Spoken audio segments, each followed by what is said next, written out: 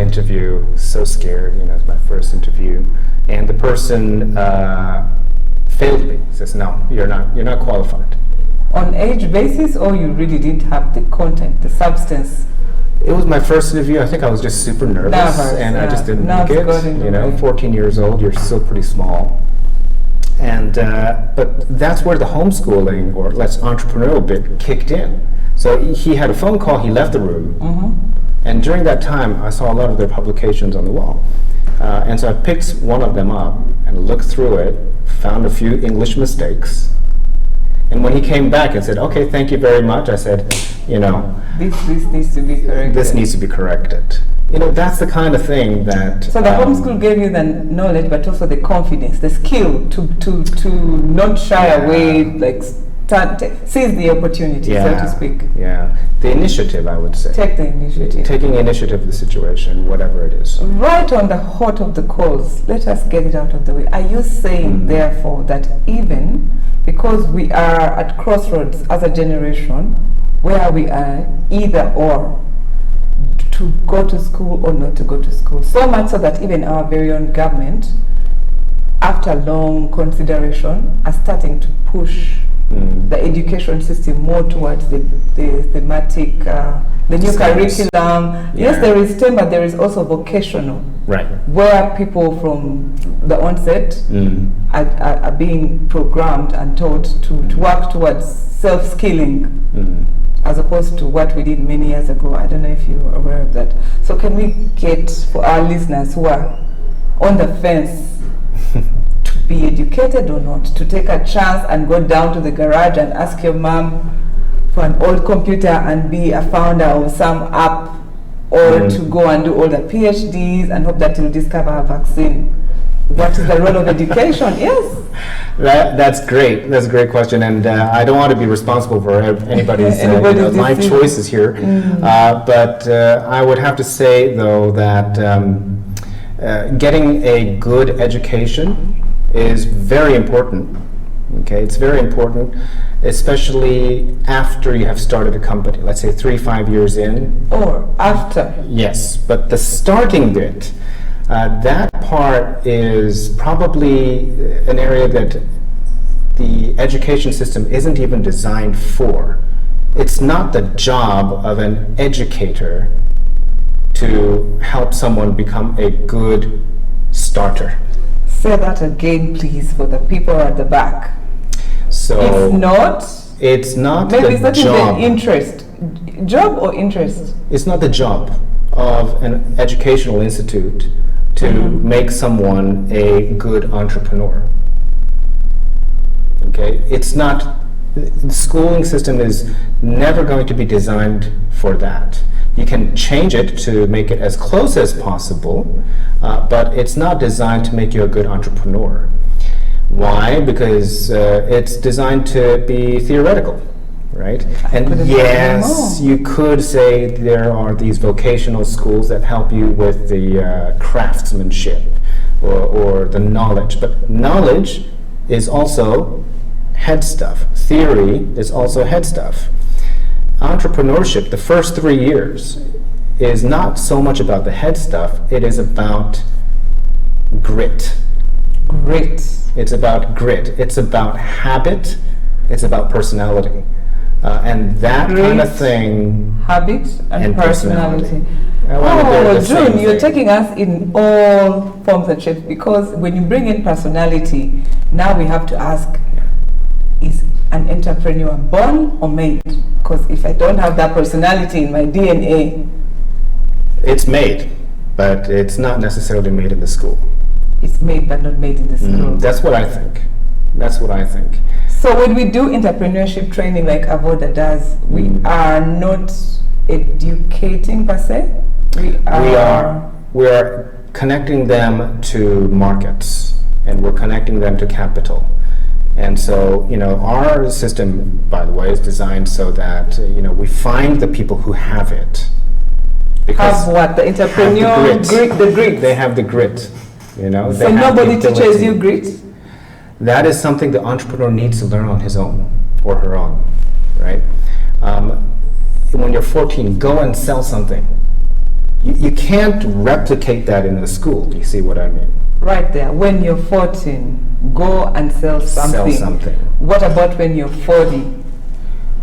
When you're 40. And like I said, for those of you who are joining us for the first time, or just now, we have June in the house. He's the group CEO for AVODA. We are discussing entrepreneurial skills. I'm just besides myself because, like I said, I am the first raw student. Today I'm here to learn from him.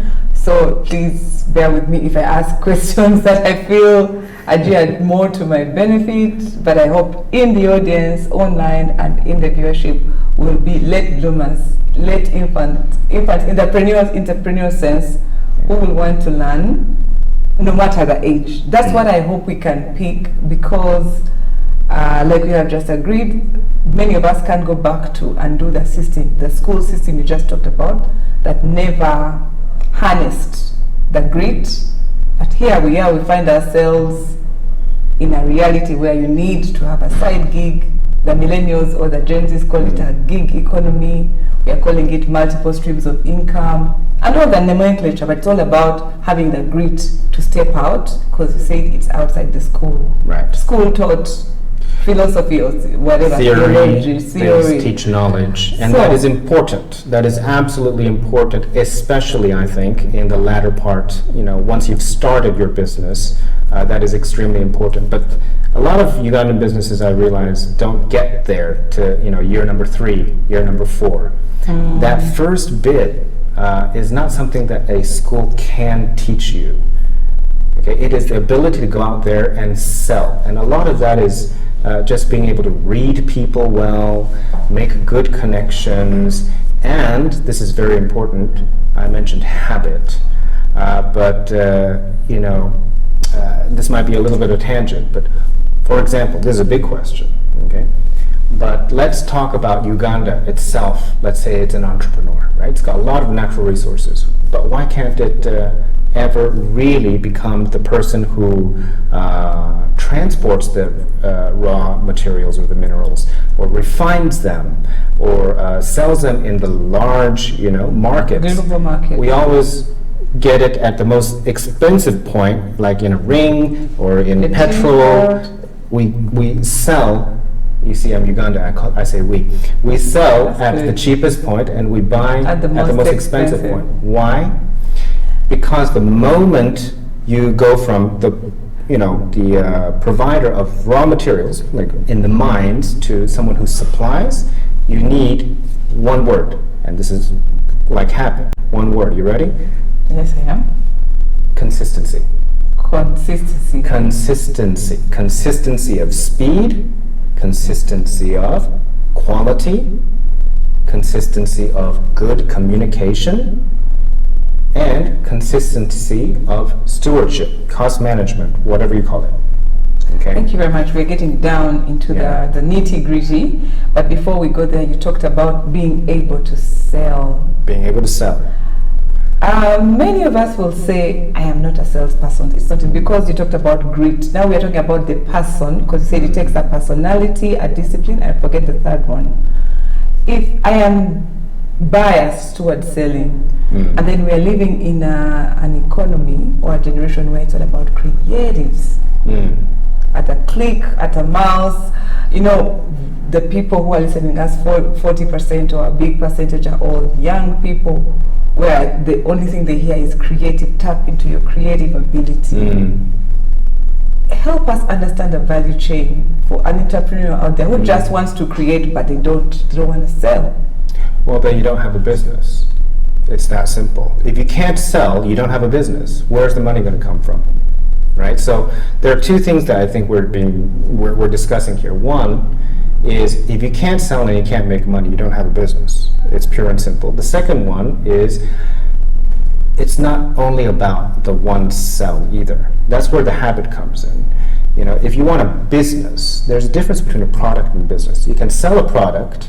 For business, it has to be the long-term ability to minimize cost and keep selling to the same people and adding new people to sell. Then you have a business. Too often, I think the creatives They have great skills, but because they don't want to sell, passion. they have great passion. Fuel and passion, yes. Yeah. But the consistency. they either don't like the selling bit, and so they don't sell, or they do sell, but the sales tend to be one-off sales. That means your entire entrepreneurial journey, you're trying to make that one-off sale, right? A business is not about one sell. A business is about something that you can keep selling again and again and again, and hopefully in the future it becomes passive income, as in you don't even need to sell because you've sold so much, people come to you to buy. That's a business. So thank you very much for differentiating clearly between a sale and a going concern, what we call a business. A business. Now that we are here to learn from first principles, other than being able to sell, what would you consider the other top, maybe 5 or 3 skills that an entrepreneur should have, no matter the age? Ooh, top? Well, as a business person, I would say there is the opposite of selling, which is cost management. I don't know how many entrepreneurs have come to me and say, I'm selling, but at the end of the month, I don't know where the money went, right? And that is also going to spell death for your business, right? So either you can't sell or you have too much cost. It's actually, business is pretty simple in that sense. You make revenue and you reduce cost. And so being able to sell, cost management. Yeah. What else? Cost management, if you don't mind me going off a little bit on that, is much harder than we think because it's habit. So for example, me, right? I have this spike right inside my door of my apartment. Everything I sold, everything I spent money on, down to like 5,000 shillings on a AVODA, I would, put onto that spike. That's the first thing I come in when I come into the house. Before I even take off my shoes, I put all my receipts there. And then at the end of the month, I count them. I total them. And before I total them, I count to myself, I wonder how much I think I spent this month. Okay. Guess what? Every month, it's at least double. The real number is actually double. It's double what you thought. Yeah, without, always. Like every if you month. don't write it down, you underestimate it. And a lot of businesses, startups, die because they don't know that. Basic principles. It's basic habits and principles. Habits. Yes. You talked about communication earlier on. Communicating to who, with who. Oh, that's another very good question. That is, you're right on the dot there. I think that having been involved in entrepreneurship in Uganda for a while, Ugandan entrepreneurship is still very focused on the pitch to the investor or the pitch to the donor. And so the networking and communication is all about how do I convince someone to invest or donate to my business? And that is the wrong mindset. Please help us correct that. You need to be communicating to your customers. Okay. There are 2 places money comes from. It comes from the donors, but that should only be at the hopefully beginning of the equity of your business. The ongoing concern, as you call it, that is your customers. That's where the money, the cash flow should come from.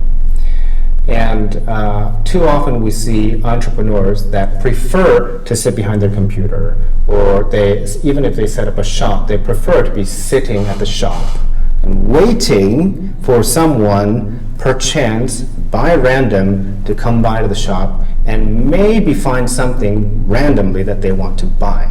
As opposed to? As opposed to you going out, communicating, making networks with people constantly.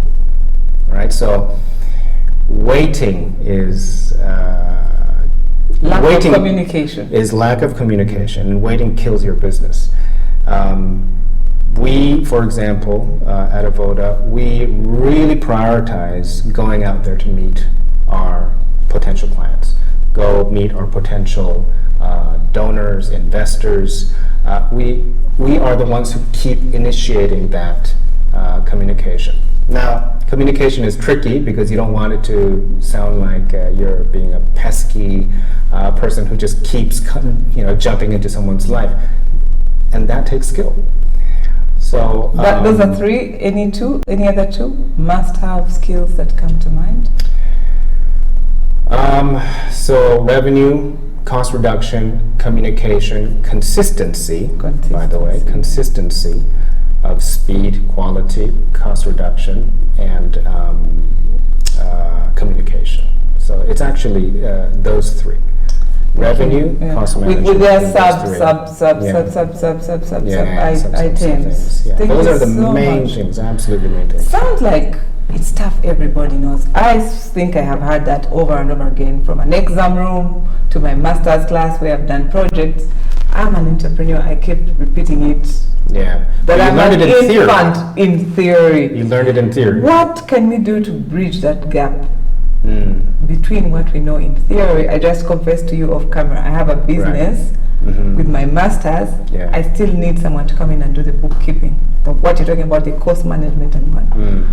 What can we do differently to make sure that the skills are imparted as soon as yesterday?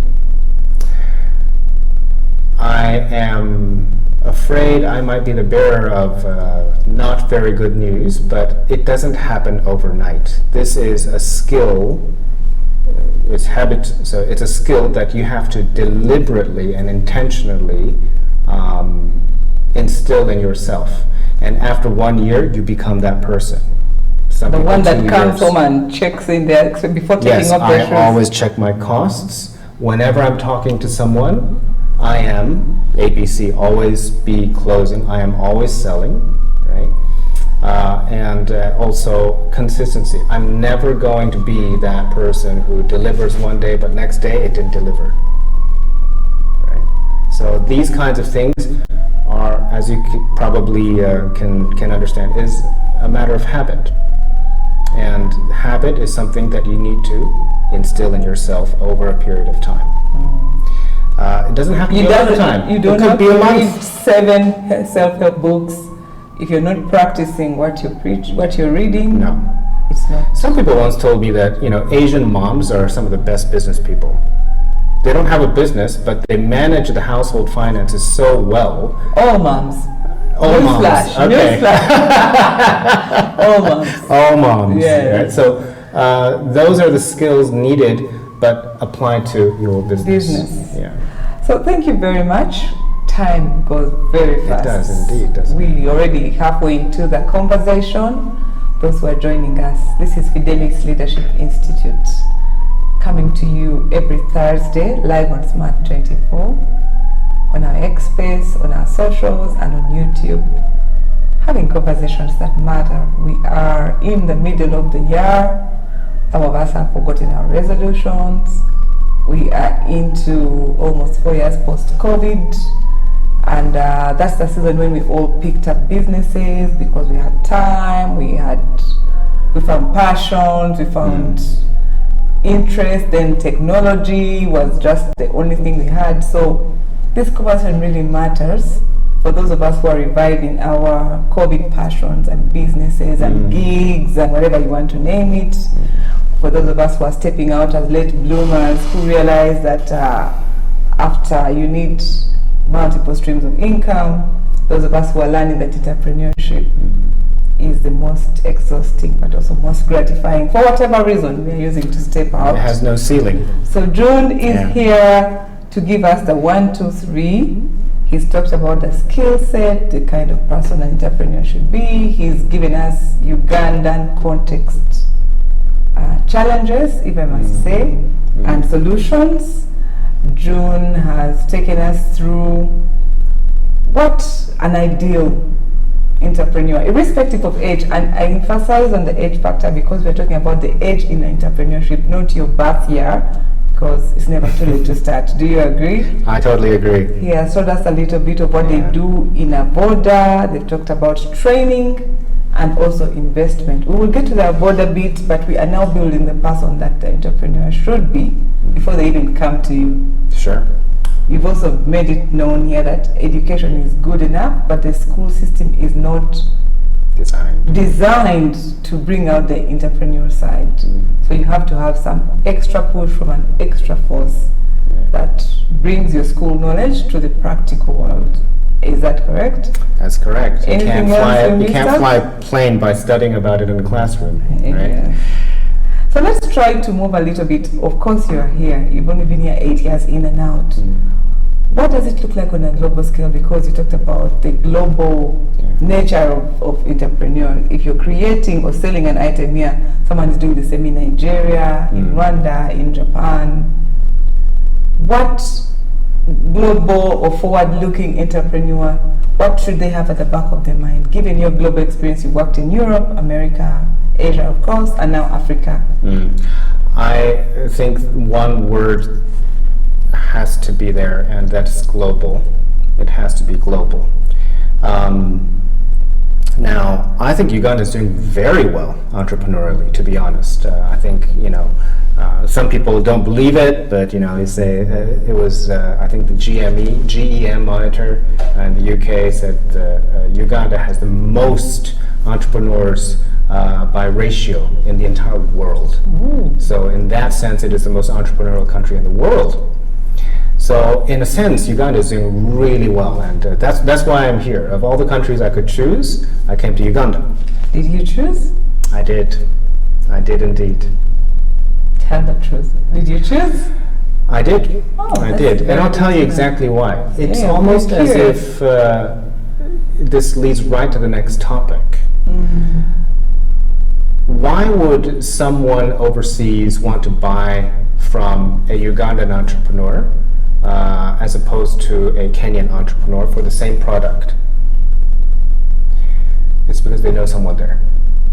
It's actually just that. And I had a very, very good chat with a JICA representative just a week ago about that. We have all these consulting projects for African entrepreneurship sponsored by the government of Japan. And someone asked him, said, so tell me, what is the strength in the Ugandan startup ecosystem, entrepreneurial ecosystem? What are the strengths of the Ugandan ecosystem? And we need to find that out. And the JICA representative corrected him respectfully and said, no, it's not about the strengths, what strengths Ugandan entrepreneurs have. It's about who knows who. At the end of the day... Is that unique to Uganda or world over? All over the world. So social capital, let's call it as... Yeah, social capital is very broad, but let's bring it down to the ground for the everyday entrepreneur, right? You're selling whatever it may be, social media marketing services, right? And you want to sell it not just in Uganda, but you want to sell it to someone in Japan, a Japanese corporation, right? And they're going to pay you, hopefully, Japanese rates, right? And that would be your break, right? So how do you get them to choose Uganda and you, as opposed to Mr. XYZ in Kenya? Well, it's only if you have a connection with a Japanese person who then speaks highly of you to this corporation, and they're going to choose you. It doesn't matter, because Africa's 54 countries. People are not going to do a proper research of every single one of the 54 countries to come up with what is the strength of this one. They're going to go, oh, someone so-and-so knows someone here. Right? So it's that kind of communication that is going to help Ugandan entrepreneurs reach global audiences and get paid, hopefully, global rates. That is on the services and primarily goods? Services. Primarily services.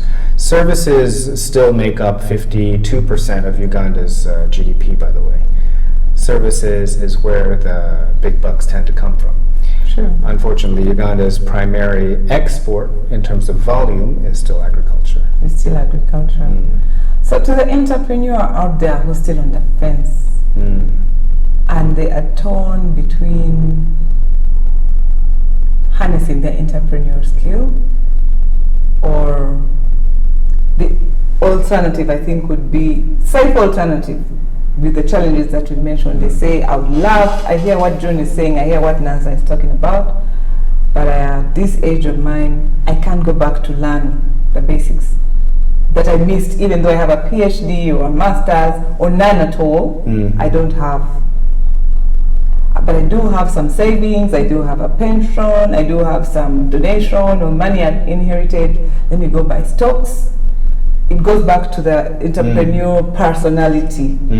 Is everybody meant to start something up and see it grow into a business? Everybody can, if they're willing to, change themselves. And we talked about the personality and habits. If you're willing to do that, everybody can be an entrepreneur. But going back to your question, I think data speaks, right? And I've analyzed and met about 400 entrepreneurs in Uganda so far. 400 entrepreneurs. And something very interesting stood out, very counterintuitive, which is the most successful startups or entrepreneurs in Uganda tend to be people who already have day jobs. Really? Interesting, right? What would we owe that to in your understanding of our ecosystem? Cash flow. Cash flow. Cash flow. If you already have a day job and that is looking after your basic needs, then you don't have to eat out of the business. You don't have to eat out of the business. The business grows. I mean, this is just my theory. I don't know. I'm just giving you a data point that the most successful, long-living startups in Uganda tend to be... Are the gigs? Not the gigs, but side business. Side business, okay. Gig is... I'm not sure gig is the right way to it's not the ideal entrepreneur, or it's not the ideal startup, because gigs are very much one-offs, right? A gig is, by definition, a one-off. People who create ongoing cash flow and revenue on the side tend to have a day job as well. So I would advise people on the fence to say, please keep your day job, okay? And make that slow. I told you, is it going to be a transition of a year where you're trying to teach yourself how to sell? Make that transition from that employment, your job being your day job, to your startup being your day job. Make it a slow transition. Don't go boom, boom.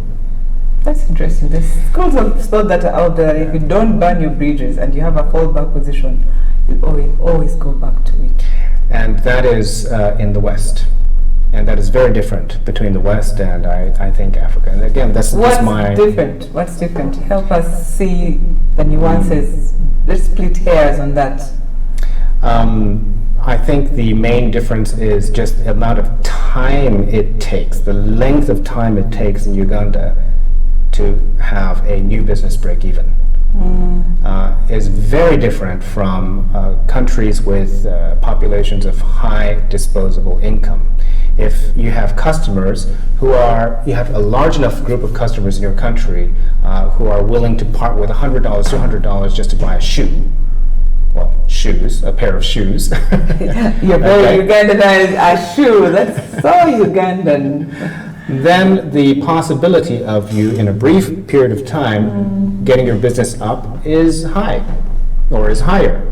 But here, because you have low disposable income generally, it takes a lot of time. 3 years is a good benchmark. 3-4 years for you to be, for your side business to make enough money to support you.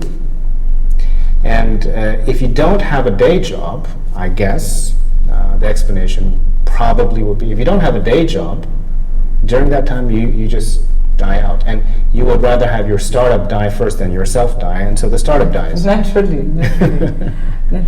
Wow, so the dynamics are different because of disposable income. Yes, very different. The spending power. That is also why I'm saying, if you are in a services industry, target countries outside of Uganda that have high disposable income. You don't have to just limit yourself to Uganda, especially if you're in the services. In the services. Mm-hmm. So that the perks or the advantage of going into services, as we've seen, one, the demand is insatiable. Mm. Then you're talking about being able to step out of Uganda without necessarily going through the Immigration. yes, there's immigration, but also Online. Go abroad online. Online. Yeah. That brings us to our next segment, because you are coming from a highly developed country compared to our underdeveloped or developing country. You're coming from a high-tech country to a upcoming tech country in terms of business. What do you see and also foresee as the skills and entrepreneurial trends in the coming 5-10 years that somebody who is far looking, currently operating in Uganda, should focus on because of the tech changes and all in that? Uganda? Mm. So we're primarily talking about tech now. If we're talking about tech, then obviously the top three biggest earning tech startup categories in Uganda are fintech, e-commerce, and mobility. So like AVODA, Tugende, and so forth. And that's good, but those are primarily local. Yeah, we are talking about the Ugandan context. Yeah, well, they are local companies selling to local customers primarily. I think your question was the trends where you see I see the entrepreneurship trends. going, so that somebody who's forward-looking can start now to tap into a market that they think will be oversubscribed in about 10 years. I actually think it is going to be business process outsourcing, what we call Business BPO. process outsourcing. Yeah, business Tell process us more about outsourcing. business. I see where you're going. Like you don't have to own the service or the good, but you're somewhere in the middle of the value chain. Yep. And you're correcting. Yeah. So an accountant, for example, in Japan makes a lot of money. You know, they're the most popular ones amongst the girls. You know, girls love to date and make marry. money. No, well, they do too, I'm sure, make but money. to date and marry an accountant, you know, they make a lot of money. What if, though, you could, in Uganda, take care of the payroll for a Japanese company, take care of the books of a Japanese company, and do it online? Right? That's business process of accounting outsourced. So business process outsourcing can be done for payroll, it can be done for accounting and bookkeeping, it can even be done for HR management. Okay. Low level, like customer care, call center.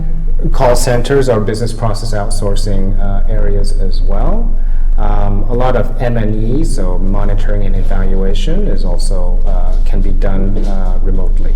So remote work is definitely going to be a very big area. So we have fintech, we have this transportation, we have you talk about business process outsourcing. Yeah. All those seem very good, but you just stated the facts, and we can't run away that we are still an agriculture-based economy, export biased on the agriculture side. And the businesses you just named, in all sincerity, require a degree of literacy or level of education. But we're saying entrepreneurship is for all. Come one, come all. So can we think of somebody who doesn't have a good education can harness their skills in? I see. So these examples I gave, right? Fintech, e-commerce, and mobility. And outsourcing. Outsourcing is for global markets, if you're trying to access global markets. For local markets, these three are the biggest ones. E-commerce, mobility, and fintech. These are the local success stories, the biggest local success stories. If you want to go abroad and access markets I really abroad, want to stay local, but putting in mind someone who's not even university educated, because we do have a lot of successful entrepreneurs with minimum education, mostly in the merchandise, fast consuming goods and a trade, international trade. So we would like to have a balance for both who have the ability to do IT and use AI and use all this software, and somebody who's like, I'm not tech savvy, I'm not going to do it that way. Did you know that the founder of AVODA Is Ricky not. Thompson, we were having dinner, and he calls himself illiterate. So you know him on first name basis. Yes, I do. That's nice. And he's never gone to college. Okay, so I first of all, I just want to say, don't rule that out for people who might think that they are uneducated. Not educated. It's not an impossibility. And I think this kind of brings me to another point, but I think that no startup is made by one person. Okay, so that's exactly what Ricky did. He knows that his strength was this idea and his passion for it and his human skills. He is fun to be around, right? And so then he can get someone, a partner, who can do the things that he can't do. Right, so you don't have to be all around. In fact, no entrepreneur ever has all the skills necessary to start a business. They might have the skills to sell a product, but not start a business. So you don't necessarily need to be that person. So you don't have to be everybody for your business. So once again, it comes down to, I mentioned personality, communication, and habit. If you have good habits, good personality, and good communication, get yourself a good partner. Right? That's a very. Thank you very much. I like that we have brought it down to every day without over underscoring the education, which you debunked at the start of this conversation. So it kind of feels like a full circle. We don't want to leave our listeners and viewers out there wondering, two or not two. So those of us who have joined in this evening now, this is Fact Talks by the Fidelis Leadership Institute. They come to you every Thursday, live on Smart TV, on our X Spaces, and on YouTube, and on our socials. We have conversations that matter around any and every topic, and today we are debunking the many myths around entrepreneurship skills. We are trying to bring it down to the Ugandan context as much as possible. We have someone with an international roving eye, but has their feet here and can authoritatively tell us where we are doing well, where we're struggling, and what we can do to get better. So we really appreciate your non-superficial insight in dissecting this Uganda entrepreneur thing. And we want to talk AVODA in the last few minutes so that we are not left without help, because somebody might either be too inspired to stop and then wonder what next, or too disappointed and just give up if they have been considering it. They're like, I'm not consistent, it's not in my DNA, I don't have the persona, I can't communicate, and then they're wondering, is it too late for me? One other might be fired up and like, it's just a basic, I don't even need a PhD. So this is where we want to make the link.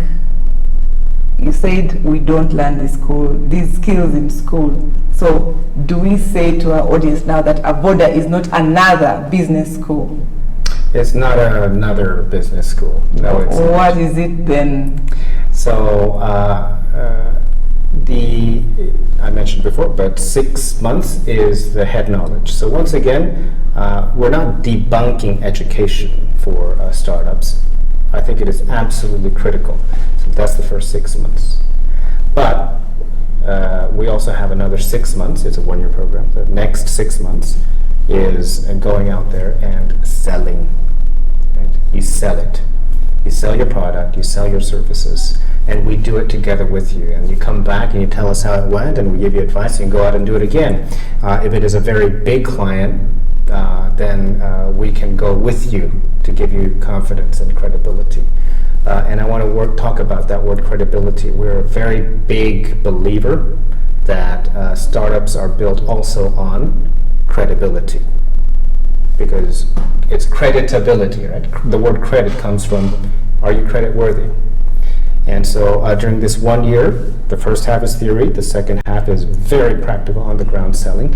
But throughout the entire year, we have a system that helps you create credibility. It's something called a credit score. I don't know if you have heard of a behavioral credit score. It's not just data. Mm-hmm. So what we have is an app. The students, they have to pay, and so they pay once a month, and we track how credit worthy are they, how faithful are they in paying their tuition. We also track whether they come to class on time, because this is behavior. If you say you're going to do it, can you do it for a year or an extended period of time? We track that in the app. We also track their grades, and so by the end of the year, you have this head knowledge, you have the street credibility, and you have the credit score that tells you this person can be given a loan at 5%, or this person can be given a loan at 3%, right? And so that's what AVODA does. So it is business school unusual. It is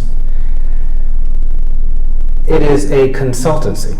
We consult entrepreneurs, and we are secondarily a business school. That's how I like to look at it. What did you say? Sorry, the other one is what's business school? It's not business school as we know it. We're primarily a consultancy, an advisory for startups. That's how I like to look at it. And only secondarily are we a business school. Yeah. That's interesting to learn. And what about industry? Industries, do you work with any and every sector, industry level, size of business? Yes, we do. We work with IT. From our ranks have come, blockchain-related companies. There have been advertising companies, and I wish I had time to tell you about it. It's a great story. We have. You have any success stories you want to brag about, show off, or not here? I don't know if I'm allowed to. A lot of business. Not the time and place. But we also have fish farms. Right, fish farms. We have. So that's agriculture, hospitality. All of that, yeah. Fintech, as you said, any and every. Right. Because I think the expertise of the product or the service is not the most important at that stage. At this stage, when when the rubber hits the road, what they need is everything we just talked about. It's the habits, the ability to sell, and the ability to reduce cost. Thank you. As we wind down this conversation, time is fast spent. Yeah. We started off with your personal journey. We've seen your many travels and experiences as an entrepreneur, as a young man, as a now group CEO living in a foreign country.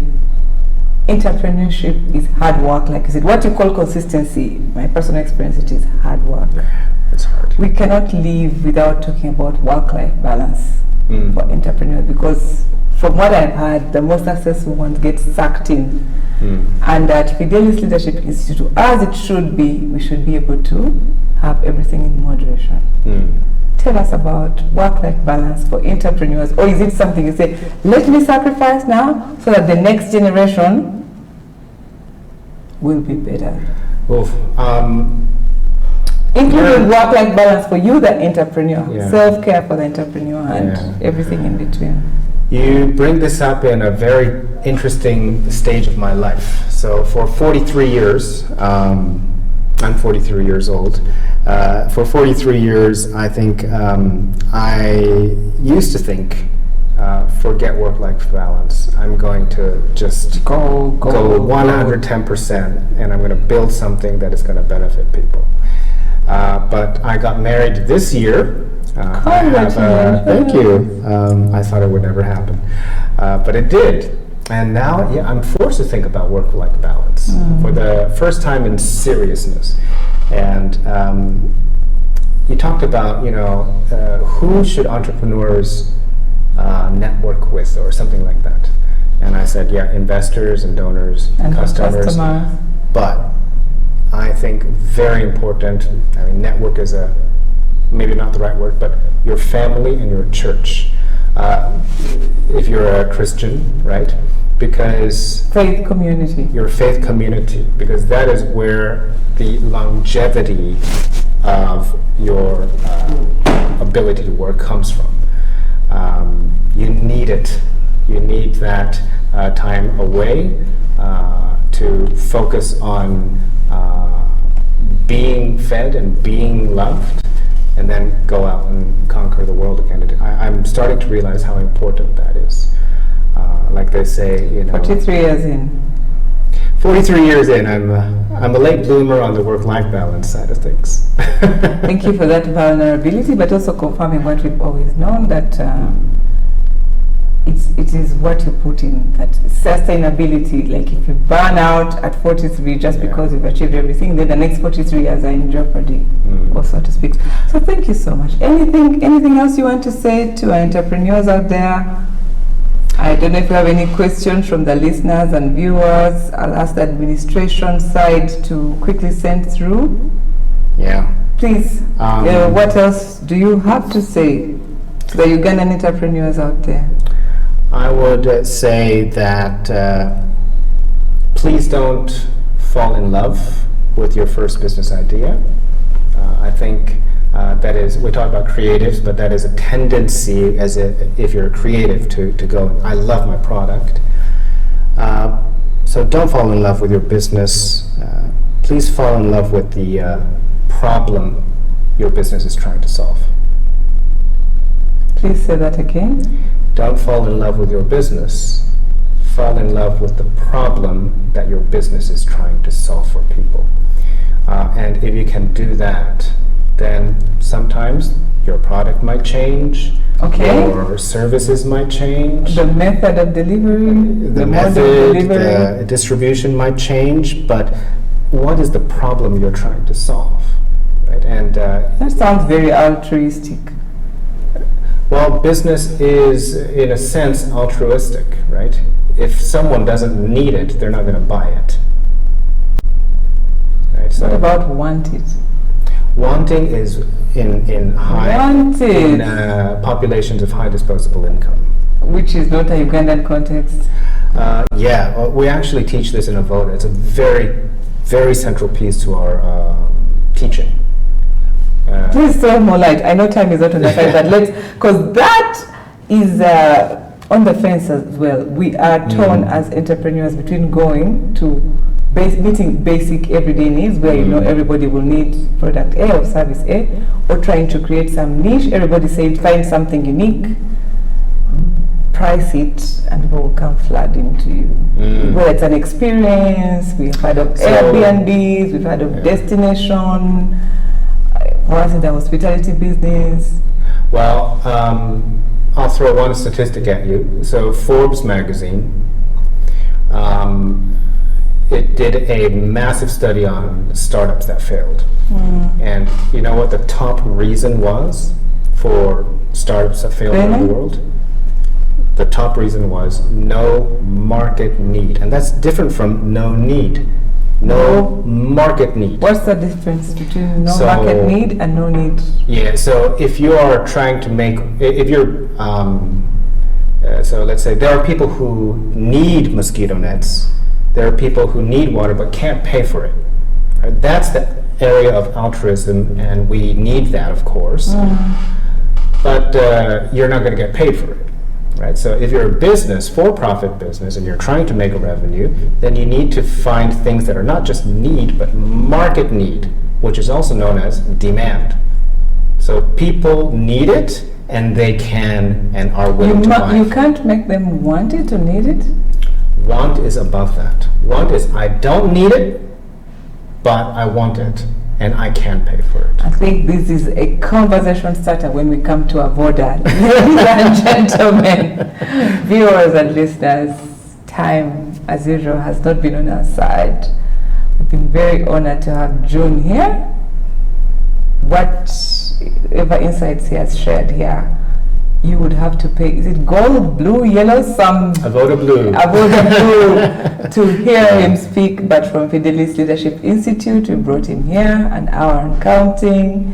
He's given us a tidbit, an iceberg, a bird's view of what harnessing entrepreneurship skills would look like, should look like, irrespective of your age, level of education and exposure. He has brought the context here because he has homegrown solutions for Ugandan entrepreneurs.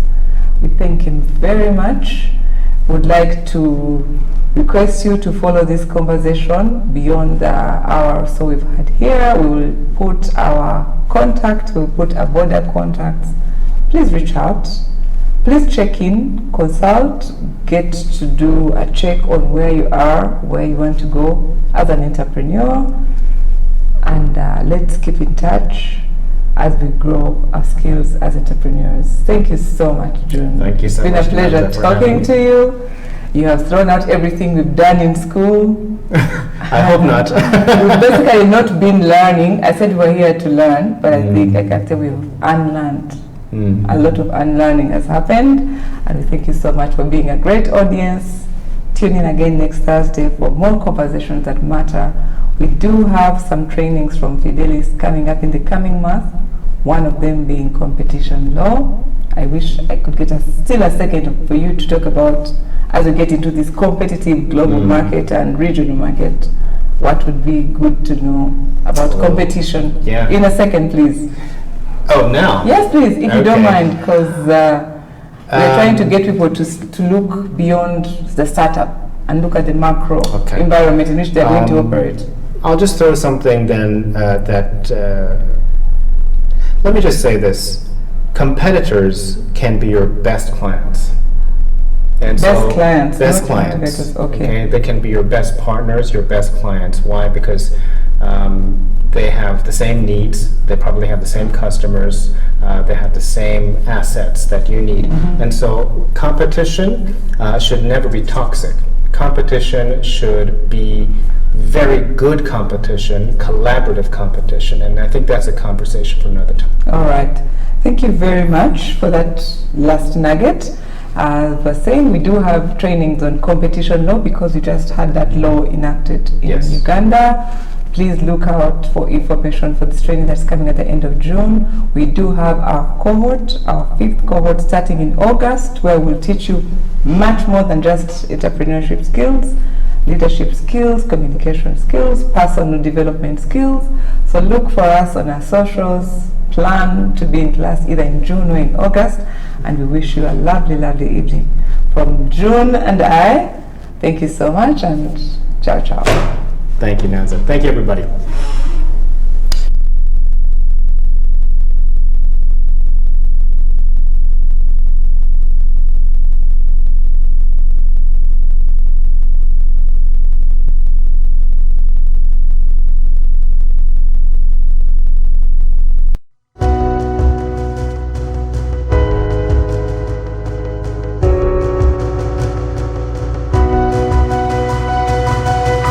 Smart 24, driving business. Luxury redefined at Seasand Hotel as you indulge in the splendor of elegant living fit for the royalty that you are. Step into comfort, pampering and blissful customer-centric service as you select from our range of comfy exquisite living quarters furnished to meet with your royal preference. Surrounded by scenic beauty, our tropical setting allows you to rest